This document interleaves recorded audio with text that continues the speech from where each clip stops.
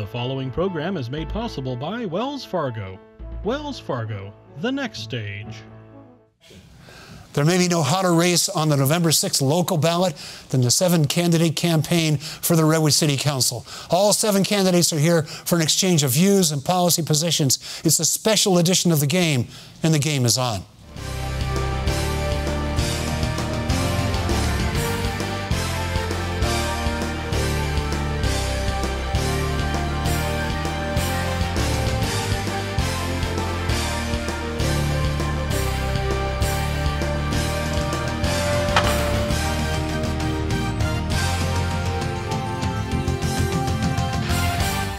Welcome to a special edition of the game. My partner, Kevin Mullin, is on assignment. I'm Mark Simon.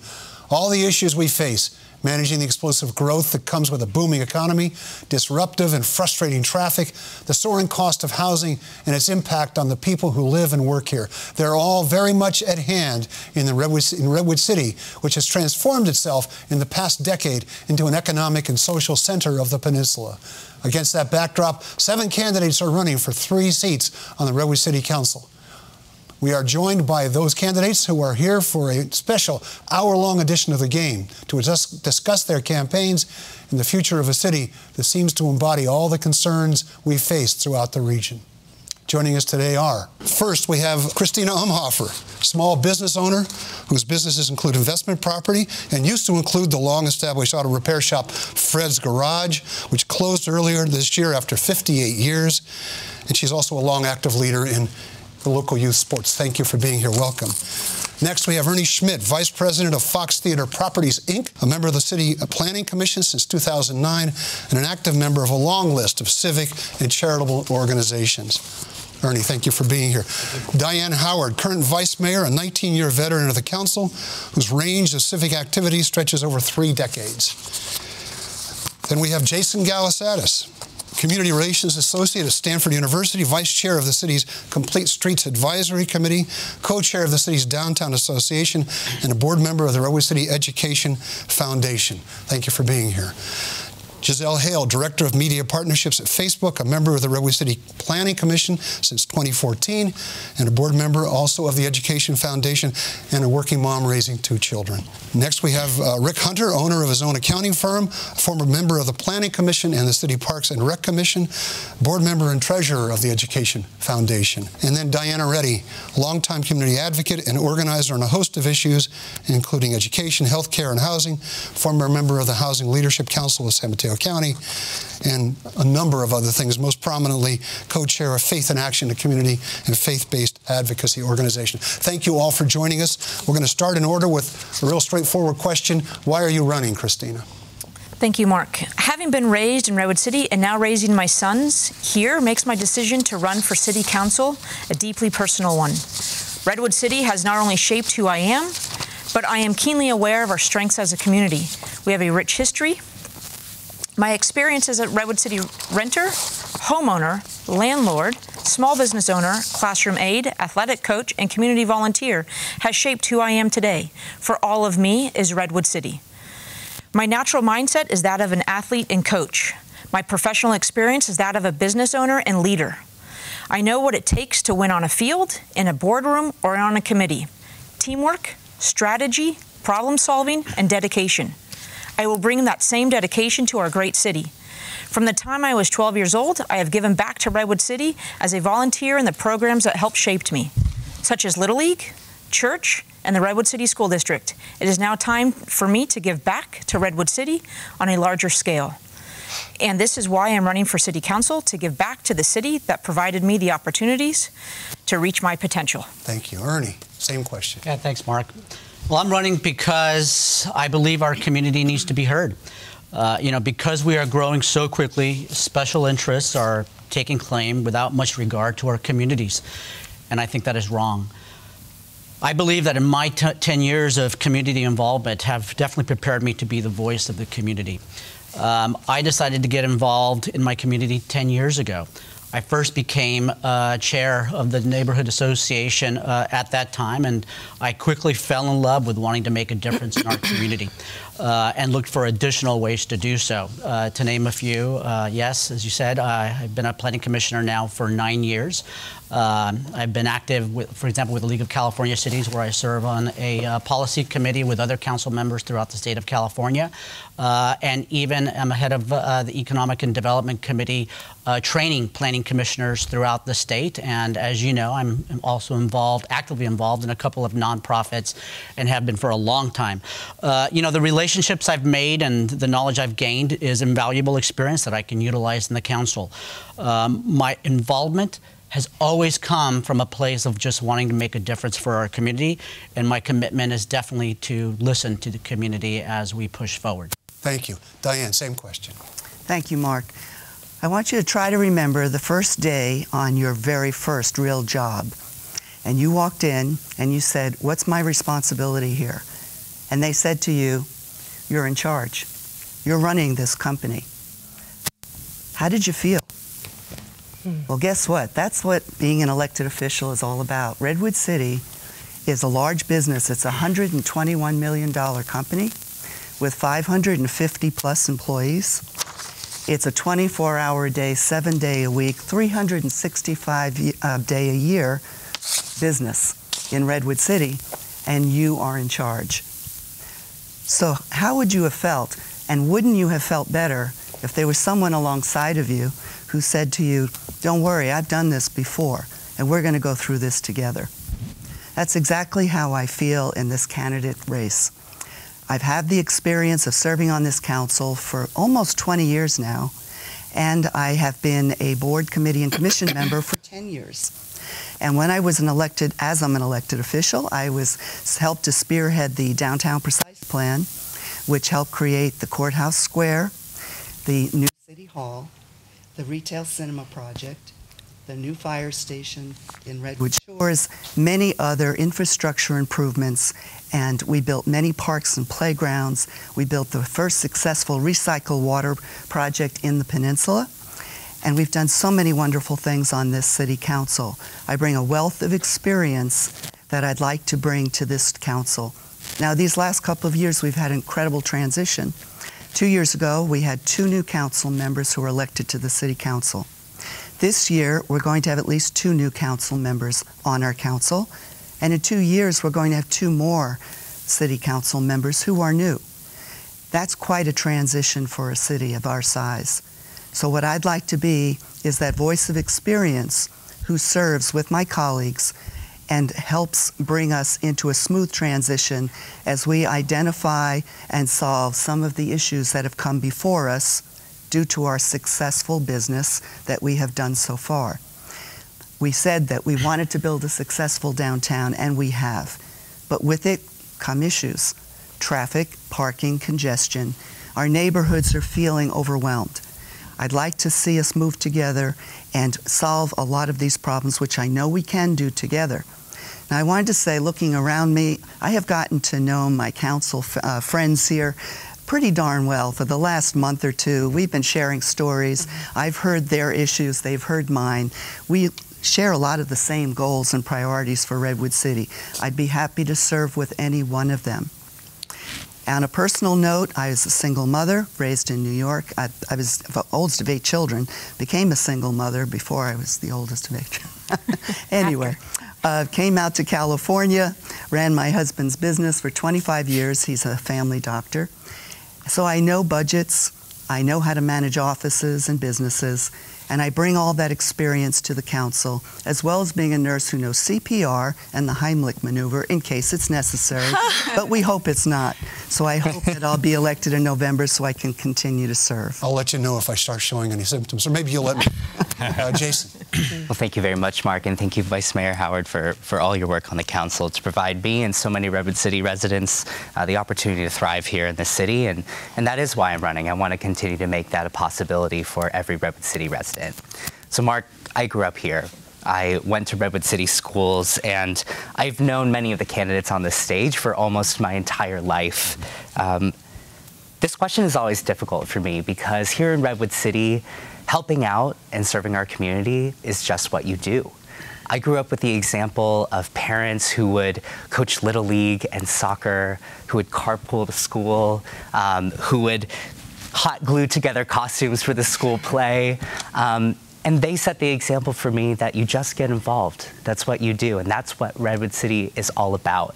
And so I'm running to bring that same collaborative spirit to tackling the vast challenges that we face today. We want to make sure that we have homes for everybody here in our community. We want to reduce our traffic congestion and make sure we can all get around Redwood City safely and efficiently. And we want our small businesses to continue to thrive here in Redwood City and provide options for us residents. I have the experience as having served on numerous boards, committees, and commissions to perform well in this role. And I have both the vision for where we're headed as a city, but the deep community roots and knowing where we've come from to lead us into the future. And I humbly ask for the support of Redwood City residents. Giselle. Thanks, Mark. Redwood City is incredibly special to me. It is the place my husband and I bought our first home together. It's the place where I became a mother. It's the place where we're raising our daughters. Someday when they're old and gray, they're going to talk about their hometown of Redwood City. And as a mother, I can think of nothing more important than to give them and every child and every resident a fantastic community. And that's what I'm committed to doing. We chose Redwood City very specifically because of the values that matched our own. Redwood City is a place that is kind, it's hardworking, it's diverse, it's inclusive, it's multi-generational. Those are the values, to me, worth fighting for and protecting. When I talk to voters, when I knock on their doors, they tell me why they're supporting me. And they say it's because of the unique set of experiences, skills, and perspective that I would bring and add to the council. So a bit about me, I have an MBA, which doesn't mean much other than the fact that I know how to read a balance sheet, I know how to navigate a budget, and more important, I know how to grow revenues.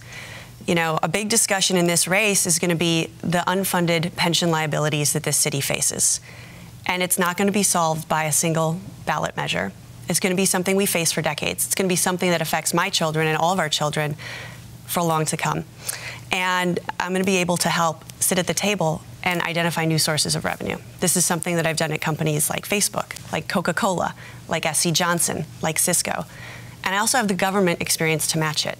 I was fortunate to work for President Obama, fortunate to work for Congresswoman Eshoo, and I've served the community. I haven't been here as long as everybody you see up here, but the moment I got here, I rolled up my sleeves and I got to work. I'm a two-term planning commissioner. I've worked for education equity as a member of the Redwood City Education Foundation, and I helped to pass Measures T and U, which provided funding for our schools. I believe the best years of Redwood City are still ahead of us, and that's what I would fight to make true for every resident every day. Thank you. Rick Hunter. Thanks, Mark. I think I bring a tremendous amount of experience. Community and civic volunteering experience in Redwood City, which gives me a great insight into the city and some deep relationships and connections. I have been on the Redwood City Planning Commission. Before that, I was the vice chair of the Parks and Rec Commission, which was a great job. Before that, I was on a number, I served as a leader in a number of organizations. As you mentioned, the Redwood City Education Foundation, which a few of us up here have been on their board. I was the, for many years, I was the treasurer and board member of the Redwood City Education Foundation, which raises funds and provides services to all of the Redwood City School District schools. When I was, as part of my role, I actually, in doing that, I founded the October Run half marathon and 5K race, and was race director for 5 years of that. And that's raised about $250,000 for the school so far, and been a great civic event. I've also been on the board of the Redwood City Parks and Arts Foundation and the Sequoia YMCA. And like Giselle, I have worked on some of the school parcel tax and bond tax measures. I've actually been a leader on 4 different measures. I was the treasurer of one of the bond measures, a volunteer coordinator of another, and so very proud to have done that work that others have also of raising a lot of money for the schools. I think in all this background, it's given me a deep connection, deep roots in the community. And the people I worked with, I've met so many wonderful people who have all worked and volunteered in these same committees and commissions and boards. And I'm very proud that on almost all the commissions and committees that I've worked on, I have the enthusiastic support of almost everybody else that I did work on. So I think that really goes to show that how well I was able to collaborate, bring people together, and work respectfully with everyone. The other area of experience that I really want to highlight, because this is going to be another great asset for the city, is my financial experience. My whole career has been in finance. I have an MBA in finance from UCLA a number of years ago, and since then I have worked for several decades as a certified public accountant, or CPA. There have been CPAs on the council in the past, and that's been a very valuable asset for the city. And I think I will be able to bring that same experience and viewpoint to the council. Thank you. Diana Reddy. So thank you so much for this opportunity for all of us. This is great for the public to be able to see all of us in one on one film. In all your glory, yes. Yes, all of our glories, plural glories. So I have been a social justice advocate for over 3 decades. I worked for the Sequoia Union High School District, and in that role advocated for students, parents, and staff, and was co-chair, as Mark mentioned, of what was then called Peninsula Interfaith Action. And in that role, went to Washington, D.C. to advocate for the expansion of children's health, and later went back to advocate for Katrina flood victims to get the federal funding that they needed to return to their homes. And then our team then went to Sacramento and advocated for the health plan of San Mateo, and literally saved the health plan of San Mateo. It's one of the 5, San Mateo County is one of the 5 counties that administers its own Medi-Cal funds. And those counties that don't have such a program need to take their issues directly to the state, which is a very different experience.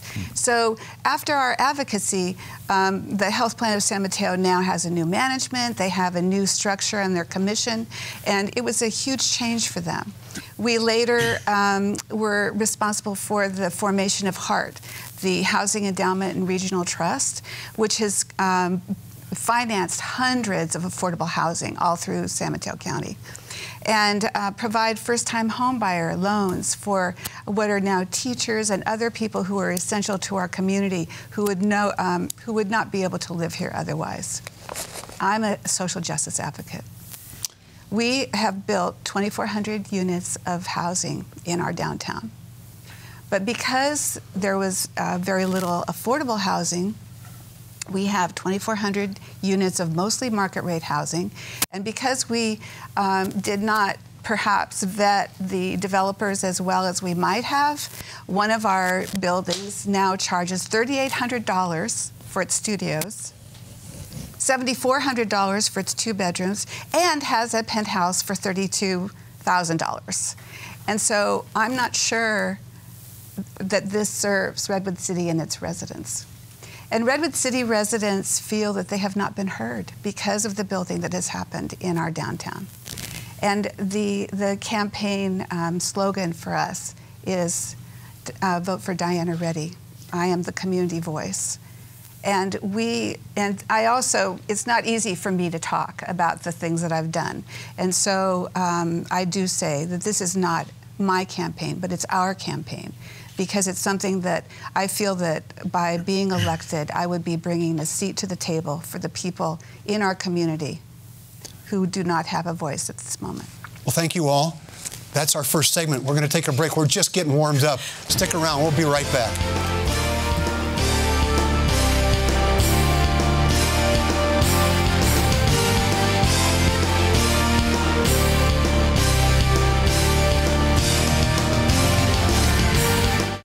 It's been over 150 years since Wells Fargo first opened for business. Since then, we've enjoyed your community support, and we're passionate about returning it.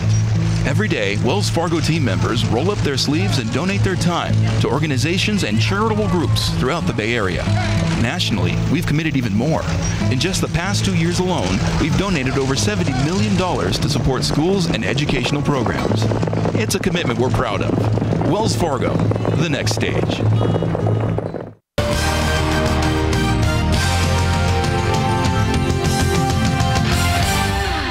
Welcome back to the game. I'm Mark Simon. We're joined by the 7 candidates who are running in this year's November 6th election for the Redwood City Council. There are 3 seats up for grabs here, so to speak. You all discussed your various backgrounds, but it's hard to tell because your backgrounds are in many ways similar, also diverse, but also in many ways similar. So let me sort of re-ask the question. What sets you apart? Okay, we all know you've got qualifications that all sound eminent, but how does someone decide then who to vote for? What are the issues you think that they should be deciding on? So why should someone vote for you when you're running against 6 other people who seem as qualified as you do?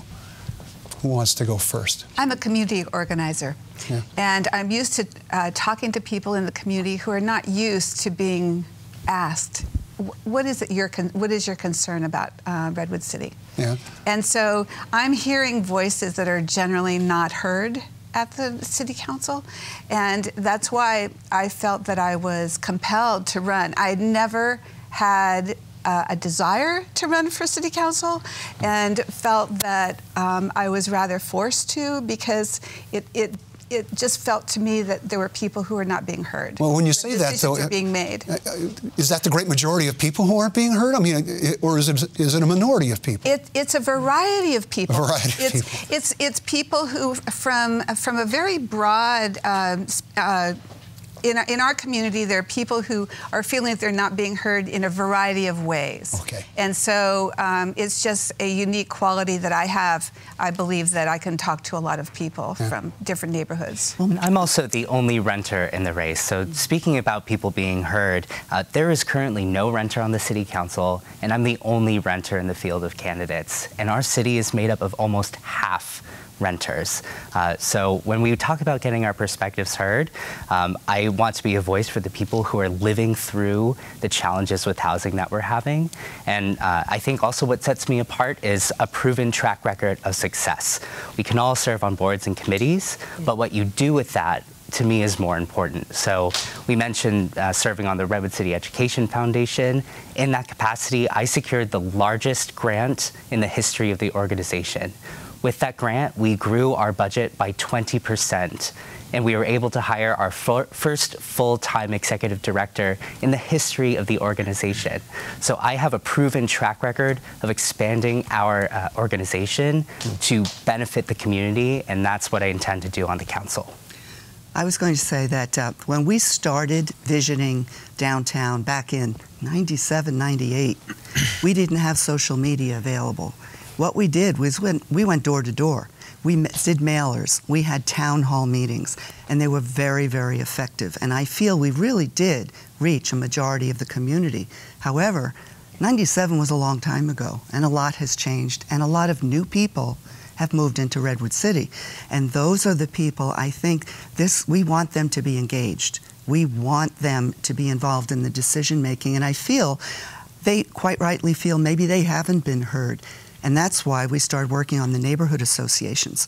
Now that we have a brand new downtown neighborhood association, I couldn't be more excited, because your first meeting, you had about 60 people there who wanted to be engaged. So I bring the past and the present. What we did in the past won't necessarily work today, but we learned from what we did so that we improved communication in the future. So it sounds like you're saying there are a lot of people who aren't being heard. Is that anybody feel that way? That there's large chunks of this community that feel sort of left out of what's happened here? Well, I can speak for parents, for example. So the largest demographic in Redwood City is actually our children. There are 20,000 children under the age of 18. And so I am one of those people who is relatively new. I mean, we've almost been here a decade, so I don't know if that counts. But many people who've come to Redwood City care about it for all the same reasons that long-term residents do. They're raising their families here. and they want to be involved. I will say this, I think the way government works is not designed for modernity. It's not designed for a lot of working people. It's hard to come to a city council meeting at 7 o'clock on a school night when you're supposed to be putting your kids to bed. It's hard to come to a city council meeting if you're working second or third shift. And so I do think it challenges us as leaders to have to step outside of the boundaries of what is written and agendized, to really get out there and to hear from the people. So, and I appreciate what Jason said, that he's the only renter.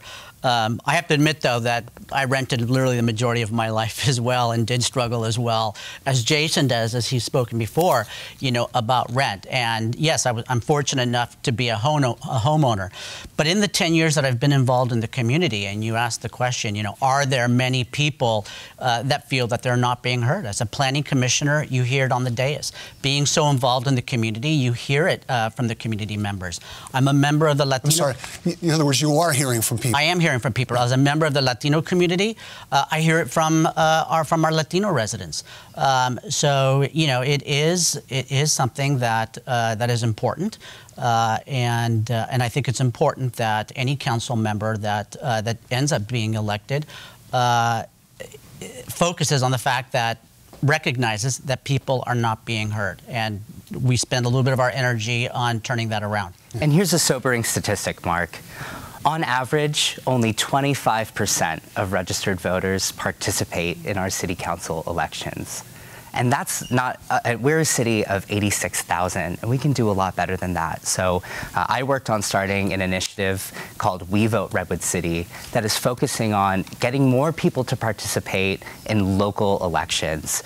And the reason is we need everyone's voice to be heard. And I agree we can do a better job. I believe We Vote Redwood City, getting people to vote is a first step at getting them to engage in the issues that we all up at this stage care about. Yeah. When we talk about half of our the residents in Redwood City being families and children, half of that demographic are actually living below the level of poverty.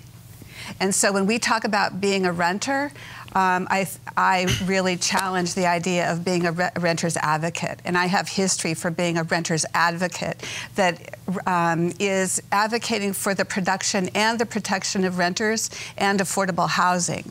And so we're talking about people who are living below the level of poverty who really need people to speak up for them. We have unintended consequences many times when we make decisions.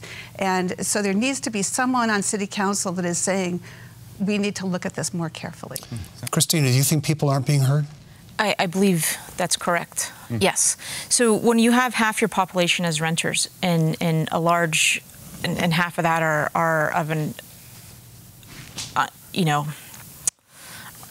blue collar, working class, double income, sometimes quadruple income, where somebody's working 2 jobs. The two head of the household are working 2 jobs. You can't be heard. You don't have that opportunity to be heard. I grew up with a single mom who worked 2 jobs or would work a double shift. And I was the only kid in class who didn't have the parent going to parent-teacher conferences. So I know what it's like to have a parent, to live in a house that didn't have that voice. They wanted a voice, but they didn't have it because they didn't have the time to give it. And so it's our job as City Council, as city officials, to reach out to that demographic that does not have the time to have a voice. So, Mark, one of the things... Let's let Rick go. Yeah, go ahead. So I completely agree with Diana about the segment of the population, the large segment that isn't heard enough. The lower income, even working class families. I think there's another segment, to position this differently, another segment that maybe isn't heard, and that's in our political debate, in our political dialogue. Nationally, we are so divided. There's just, historic divisions, it seems like. And that's trickled down somewhat into Redwood City. Regarding growth, which is one of the major issues that we all agree is an issue, there are strong voices on the side of we like Redwood City the way it was and let's not grow at all. There are other voices that say we desperately need housing, let's grow, grow, grow and build. But most people, and those are the voices that get heard because they're the loudest and they're maybe the most passionate, but most people are in the middle. They see the need for growth. It is going to happen inevitably. They don't want to build, but they do recognize we need to bring people in. And there is a balance. So I've tried to firmly stake out a position as a balanced candidate, both in my personality and how I make decisions and work with people, and also on some of these issues to be where most people in the community are, which is they see both sides, they want to make this work, and they want the City Council to make the decisions that work for new families as well as for current residents in a respectful, balanced way. Well, we're talking about renters. Real quickly, it's quite likely in this next term, the best efforts of the California Apartment Association notwithstanding, the question of rent control is going to come before this council. Quickly, where do you stand on rent control? Are you for it? Are you against it? So I don't support it, and I know there's been literally some falsehoods out there saying that I do support rent control. I don't. Just wanted to make sure that was clear. So. Yeah. So I don't support rent control for two reasons. One is it raises rents. This is economically unchallenged. We know in San Francisco it has raised rents by 5%. I don't want to raise the rents of Redwood City's renters. Second is it's incredibly expensive to administer. And here we are facing a huge budget shortfall. So I think I'm a pragmatist, and what I'm hoping we can get into, Mark, at some point is exactly what people would do to solve some of these problems. I think we need to be really focused on the problems and open to a variety of solutions and evaluate those solutions based on what they're going to bring to the table, the resources they're going to cost our community to administer, and how they do the most good. One of my favorite quotes when we were looking at inclusionary zoning was Evie Stiver, the head of the Housing Leadership Council. And she looked at us on the Planning Commission and she said, it's not about getting a pound of flesh from the developers. It's about getting the most units of housing passed. Let's be solution oriented, and that's, I think, a strength that I would bring to the City Council. Yeah. I also, excuse me, I also do not support rent control. I wish there was a simple solution like that because it's a real issue that affects so many people desperately, that they are being priced out, forced to move. It's a real issue that needs to be solved, but I don't think rent control is. I think it's been shown through experience and through research that it doesn't work. One economist that I admire a lot is Paul Krugman, left-leaning economist, and he has said categorically that one of the few things that economists of all stripes agree on is that rent control does not work. There was also a Stanford study done recently in San Francisco, which showed that it did benefit the people who were in those units, but to almost the same degree, it disadvantaged people who were not in those units because of loss of units being taken off the market. Let's jump to the end of this discussion. I think you're all against rent control except Diana. There you go. Hello. So rent control, just the words are so divisive, and that's clear from the comments that are made here. That one, the median rent is actually higher in San Mateo without rent control than it is in San Francisco with rent control. So to say that the rent is causally higher in San Francisco because of rent control is completely not true. There are studies in Los Angeles of the extensive rent control program that they have in Los Angeles, indicating that it absolutely works. And this study was done by landlords as well as tenants and city officials, and indicated that the only group that it did not work for was those landlords who had units, apartment buildings that were under 5 units. And the recommendation of that report was that that group of landlords needed to be supported by the city because they were providing essential housing for residents. I'm sorry, I want to move on to another topic, but has anybody got anything compelling Mark, to say what I'll about rent say control is that before? it's not, I don't want us to get stuck in the trap of thinking either you support rent control or you don't support renters at all.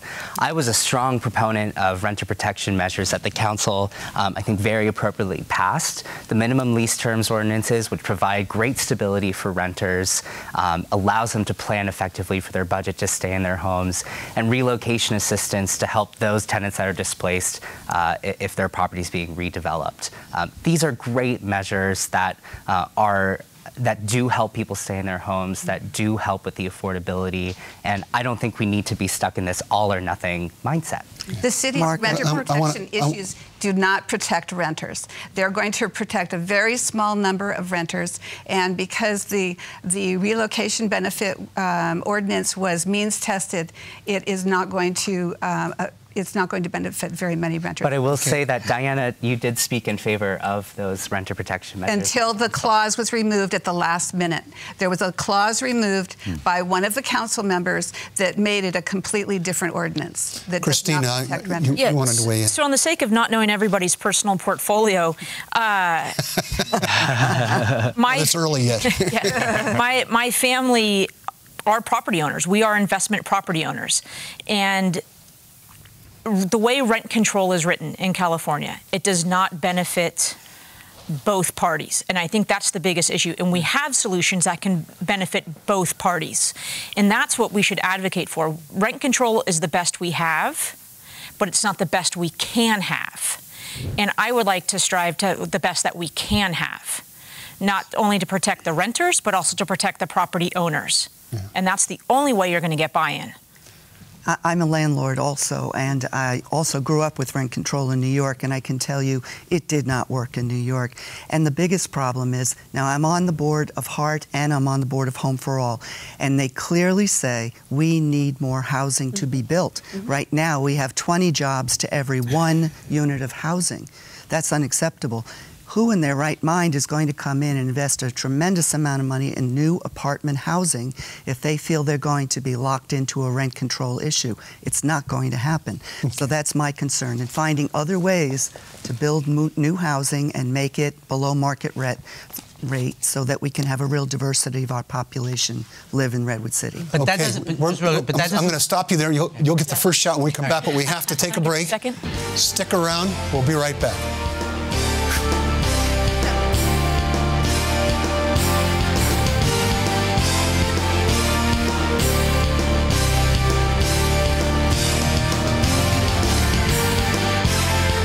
150 years since Wells Fargo first opened for business. Since then, we've enjoyed your community support, and we're passionate about returning it.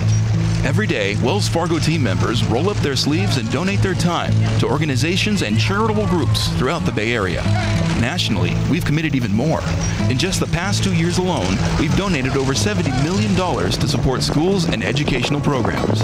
It's a commitment we're proud of. Wells Fargo, the next stage.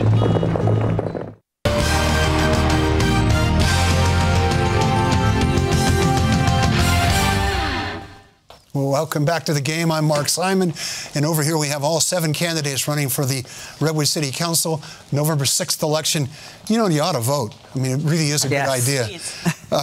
And the ballots will be showing up soon, so you have a chance to sit down and actually take some time to study these things. We were talking about rent control. You wanted to say something, and I cut you off. Yeah, just real quick. I think for all of us, I believe, think that the rents that are being charged right now is absolutely ridiculous. And I think the one thing that we can do is that we have to proactively try to find ways in order to make it easier for those that are struggling.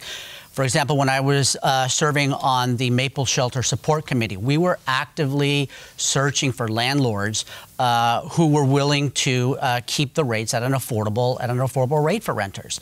You know, we can create a committee like that for the city and be proactive and find those things, because they're out there. Individuals have purchased their properties in the 70s or even 60s, you know, who don't have extremely high property taxes that they have to pay. But there are ways that we can do it, and the way to do it is that we have to continue to be proactive, to bring the stakeholders all together and find the solutions to be able to counter this challenge. Yeah. The city has a fiscal crisis. It was referenced earlier on. There is a measure on the ballot, our city sales tax hike. Does anybody here oppose that sales tax hike? I'm not an enthusiastic supporter of the sales tax. The sales tax is regressive, and it will affect the very community that I most advocate for. We talked in previous meetings about the fact that sales taxes are not charged against food and other things, but they are. We do diapers, you know, there are essential things that families buy that are going to be taxed. And the county has a transportation tax on the ballot. And we have just raised the bridges. And thousands of our residents have been displaced and are now coming back here to work from the east, you know, from the East Bay. So they're coming across now raised, you know, the bridges are going to be higher. So I'm not a big supporter. So here's the reality. If we don't pass the sales tax, it will also affect that same community.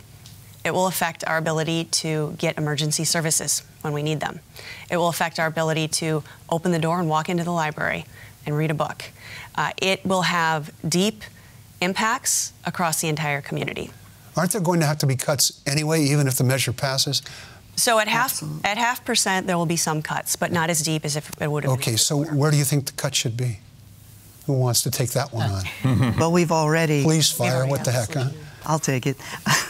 We've already initiated some cuts. We haven't backfilled positions, and we're saving money there. But this is not a one-solution fix. It's just not. The sales tax, which hopefully will pass, will generate about $8 million a year. $8 million a year isn't going to be enough for us to fill this deficit. In 5 years, the deficit will be about $12 million a year. $12 million in 5 years annually. Right. So what the cannabis tax is on the ballot for not medicinal delivery, but recreational delivery. We also are proposing a transit occupancy tax in 2 years. This half-cent sales tax, plus we have already streamlined a lot of our permitting, raised fees. But to Diana's point, aren't we taxing people enough? I mean, people don't like taxes to begin with. We do have a county-wide measure. You can also look at sources of revenue that come through. So we have a few sources of revenue for the city. So there's different sides of this equation, right? You can make cuts, you can increase your revenue. The downtown has actually been incredibly successful as a revenue producer. Right. So if you look at the downtown and everything that's happened there, we are now up $5 million over the previous 5 years on revenue. That's from property taxes. We're up $2 million on sales tax at a time when retail is going down. That model has worked. And so we need to find other pockets within the community where we can identify sustainable sources of revenue. Anybody else? I just want to piggyback off Giselle. I completely agree with her that if we didn't have the economic vibrancy that was created downtown, our financial situation would be far, far worse. Well, and I believe in addition to looking at the sales tax, we should consider other ways of raising revenue. But fundamentally, we need to make sure that our small businesses can continue to thrive here in Redwood City, not just to produce the sales tax revenue, but produce opportunities for entrepreneurs and mom and pop shops here in Redwood City to thrive. Well, along those lines, why isn't there more retail in the immediate downtown area? So, you know, when we created the Downtown Precise Plan, council members and planning commissioners were all excited that we were going to bring retail into downtown. I mean, we were talking Sephora, we were talking Apple. This is the direction that it was going to go. But Redwood City at that time already had the reputation, oh my God, you know, nobody's going to come to Redwood City. I don't care what you're going to do. And what ended up happening is that retail organizations really did not want to take the risk of coming down to Redwood City. Okay, that's why they're not here now. How do you get them here in the future? So the ones who wanted to take the risk and the ones who are extremely successful right now are the restaurants. They're doing real well. So is it a negative thing that we, instead of becoming a retail, movie, whatever district, we've become one of the top entertainment and dining districts? You know, are we going to become a Burlingame downtown? No, probably not. But that doesn't mean that as a council or as community leaders or as a community itself, we can't continue to find ways to bring some type of retail into downtown. But we are a successful downtown in regards to retail as in general. And retail actually wants to come to Redwood City. They know that Redwood City is a great place to operate, but the problem is we've almost run out of space for available retail downtown. We're at about probably 96% occupancy of our retail space. So businesses, even if they do want to come to Redwood City, simply don't have the space to be able to operate their business. Our small businesses are also being priced out. In addition to our renters having high rents, our small businesses also have large rents. And I now have tools that can help small businesses who are having a difficult time with their rents. And a perfect perfect example is the Brick Monkey. The Brick Monkey was a perfect anchor store for downtown, and because somebody had come in and raised the rent so ridiculously, they had to leave. And fortunately, they were able to find another place in downtown. But interestingly, the space that they had is still vacant. Still vacant. And to that point, I actually believe that the city should start to fine the downtown businesses or the property owners that are allowing those businesses to stay open, or excuse me, to stay vacant. You mean fine? You said fine? Absolutely. Be it $100 a day, be it $50 a day, be it something, because that actually hurts us. That hurts our potential. When a small business comes in and they look to downtown and you have vacancies in your prime corridor, like the Brick Monkey, like Pamplemousse, that doesn't do well for us. That tells that real estate person, that investor, that we're not viable. We have done a thing like that on Main Street. There's a lot of ground floor offices on Main Street, which is unfortunate right now, but those were allowed to go in during the Great Recession because they were vacant and nobody wanted to come in. Offices were more viable at that time, so the city council, probably wisely at that time, allowed offices to go in. But now they're there. So the city has, and on the Planning Commission, we did approve ordinance that if those businesses ever leave, they need to be replaced with retail. But unfortunately, if the business is there, you can't, as the city, force them to just leave because they have the wrong type of business. So that is part of the problem, and maybe we should extend that to the rest of downtown also, because we want ground floor retail in all of downtown. On a more hopeful note, I want to let you know that we are recruiting for an economic development individual in Redwood City, and we are looking for a different type of economic development person, because now we're trying to figure out what's the new definition of retail. Retail has changed. It's morphing. And we need someone who understands that and who can work with the owners, because we have more space than you realize. And we have some businesses that are about to leave Redwood City, and we need to fill those spots. So we need to be ahead of the curve by understanding what's the new definition so we can court them. How do they fit into our vibrant downtown that has art and culture and restaurants? It's extremely vibrant, but we need the new definition of retail so we can accommodate that in downtown. And what that turns out to be will yet to be discovered. So this is actually a great full circle topic, because retail is something I hear about a lot from members of the community. They care about it. It creates a vibrant, walkable downtown. You know, the restaurants are nice, but when you get done with dinner, you want to walk and maybe shop. And it turns out retail doesn't happen by accident. And actually, there was a comment made earlier. The Downtown Precise Plan was designed to be, when I've spoken with previous members of the council, an entertainment center. So we didn't design it for retail. I think what I bring to the table is I've actually spent a lot of time in Burlingame. I've joined their economic development meetings. I've met with their council members. You know that they're actually struggling with retail now too? And do you know one of the things they're doing to help?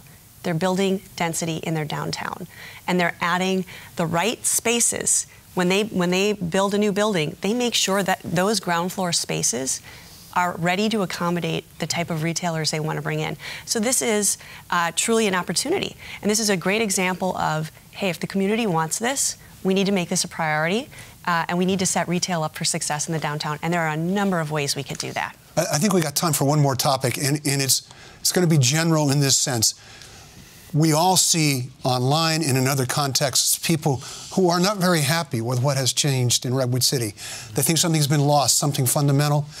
I'm not sure whatever it is they think we lost will ever come back. But where do you fall on that spectrum? Are you excited about where Redwood City is going, and do you want to see more of the same, with some understanding that it has to be done in a thoughtful way? Do you think that too much has happened and that we need to slow down and be more cautious about approving things? Do you think things are out of balance? The question, I guess, the classic question is Redwood City heading in the right direction? But I don't really want to ask that question so much as you hear better than I do from a lot of people who are not happy. Now, polls show that, in fact, the majority of people think everything's okay, that they like what's happening. But where do you fall in that spectrum? So you could look at, so obviously I'm in downtown 90% of the time, operating the Fox Theater and obviously involved with a lot of events downtown as well. And you could say one side, well, is the city partly to blame? Though I don't think so. When we approved the downtown precise plan, people woke up on a Sunday morning and they saw 7 cranes, and those members of the community that were not necessarily involved in that process were not aware. So they were completely caught off guard. And then all the building starts happening. So yes, you know, I guess if I was not as involved, I probably would have thought, oh my God, what is happening to my city? Plus, remember that the downtown precise plan was supposed to happen in 15 to 20 years. It wasn't supposed to happen so quickly. And I think that hurt us a little bit, because I think if it was 15, 20 years, we probably would have been better able to have our infrastructure adapt to the changes. But on the other hand, you could say, oh, well, because it was done so quickly, everything was done, you know, right off the bat, and we don't have to worry about 15, 20. It's like the old metaphor of the snake eating an orange, right? Yeah. Christina, you wanted to say. Yeah, so I strongly believe that it's an emotional feel, right, of I'm losing something. Yeah. And I'm a bit in that middle, and I would say Diane is as well, and for being here as the same amount of time as I have, where you understand what downtown was or wasn't, you know, from the 70s on. In what it is today, right? So you understand that rapid growth, and you understand where people want to maybe pump the brakes a little bit.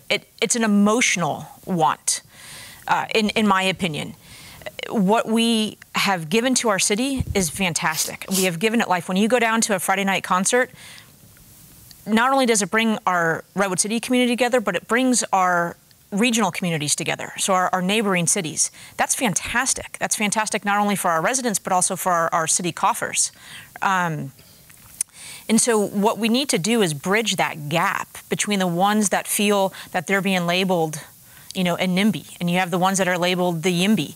That stops all forms of communication the moment you set a label. And so we need to look outside of the labels. We need to look outside of that emotion, and to be able to bridge that gap between, I don't like to say, but the two groups. But you do think, because you've said this in other contexts, a pause might be one of the ways to sort of get that discussion in a less emotional state. You know, I actually believe that if we look at our properties and our developments in a more mixed use, where we have the office, the housing, the recreation, and the retail, I'm pretty sure we wouldn't have the same pushback as we're having right now. Okay. And I think I actually bring a unique perspective in that I grew up here in Redwood City. I saw the change happen with my own eyes. I remember what Redwood City was before, and I know what it is now. And frankly, I love the Redwood City of my childhood.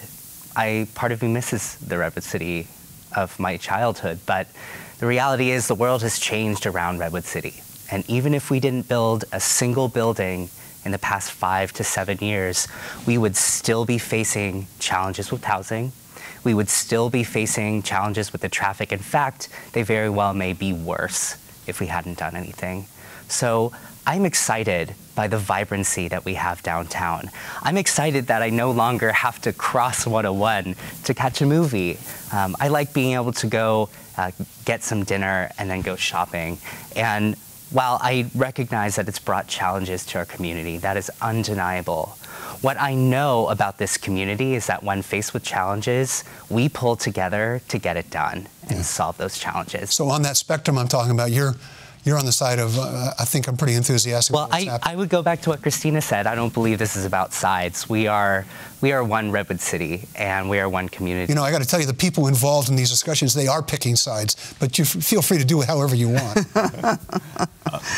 I think that there is a distinction in my mind between offices and residential.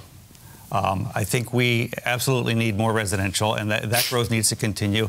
And I understand people's sense of displacement and loss, and that is an emotional thing, as Christina says. I understand that, but we as candidates and future council members need to look at the future and what's going to happen in the future. And the Bay Area is growing, and it's inevitable. I think an analogy I'd heard is that it's like going to a Half Moon Bay and standing by the edge of the ocean and commanding the waves to stop, and they're not going to stop. So we can try to stop all growth. It won't happen. So our task is to, how do we manage that growth? And I'm really talking about new families coming in. How do we manage that growth in a way that welcomes new families and respects our neighborhood character and the neighborhoods that we have now, that the city's doing a really good job, I think, of reinvigorating neighborhood associations. People want to keep their neighborhoods, but we need to welcome new, and there are ways that you can do both of those things. That's not going to be satisfying to those people who are constantly complaining about what's happened and how things have changed. I'm actually glad Rick brought up neighborhoods, because we've talked so much about the downtown. But for most people, their daily life is like the 30 feet in front of their home. And that's another place where people are seeing change, and there's a lot of discomfort. I mean, look, we came to Redwood City actually before a lot of the change happened. The Box Building wasn't up. Indigo wasn't up. There were a lot of closed up downtown, you know, storefront windows. But we were drawn to Redwood City. A big part was, well, the affordability, which is also gone. And the neighborhood. We live in Mount Carmel. We live in a beautiful Craftsman home. Our neighbors are our family. We live on the best block ever. And so much of this race is about identifying and taking what we love about our past, protecting it, and then building on that for the future. It's a trade-off conversation. And I would agree with the sentiments that this is not about sides. I'm on the side of Redwood City. I'm on the side of all 80,000 of us coming together and figuring out what our path forward is. You know, one of my favorite quotes is this proverb. It's, if you want to go fast, go alone. If you want to go far, go together. We're at a moment where we need leaders that'll take us forward together. We haven't heard from Diane or Diana. Okay. Diane, which? Well, I lived in Redwood City for 38 years. And where I came from, we did not have a downtown. And when I moved here, we didn't have a downtown. And I always dreamed of living in a vibrant downtown. So I have to say, I am thrilled that our downtown has evolved the way it has. I'm very excited about it, and I'm glad I was able to be a participant in it. Recognizing, though, it happened way faster than we ever realized, as Pastor Logie said, change feels like a loss in your family. Some people will never get over it. And what I'm hoping to do is reach out to people like that and say, talk to me about what's really bothering you. What can we do to affect a good transition for you so you feel like you're more a member of the community? This is a very diverse community, people on all sides. And what I'm hoping we'll do is come under some common ground. And I feel right now that's in our neighborhoods. Because I clearly heard when we had the discussion about historic neighborhoods, it was clearly divided with people who said it's not about historic neighborhoods per se, it's about the density you're putting in my neighborhood, the overflow of traffic in my neighborhood, and the parking situation. All because, and they point to downtown. So how can we work with our neighborhoods and say, we really want to be a successful downtown, and it is. However, now we want to work with you as individuals and say, how do we give you the quality of your neighborhood that you have come to expect? And we can do that. We can do that, but we need to listen more and talk less. Diana, you get the last word. Unfortunately, we don't have a ton of time. So. I have 30 seconds. So, I need to acknowledge our previous city councils, because the vibrancy in downtown is palpable. And about 10 years ago, I attended a land use workshop that was hosted by the city, that helped educate me about the need for balanced growth and heights and things like that. So it gave me a respect for the decisions that were going to be made later. I believe that when we're talking, I am able to talk to people who are pretty angry, and it's through that opportunity to just talk through their anger that I think we can change some of the perceptions that people have. And I think that there are some compromises that we can make in the neighborhoods to help with some of the discontent and some of the unhappiness that we're seeing. I want to thank each of you for being here and also for running for office. It's never easy. It's a real challenge. You have to put up with people like me. And I thank you for doing that. And I thank you for being with us on this special hour-long edition of The Game devoted to the 7 candidates running on the November 6th ballot for the Redwood City Council. Thanks, and join us next time on The Game.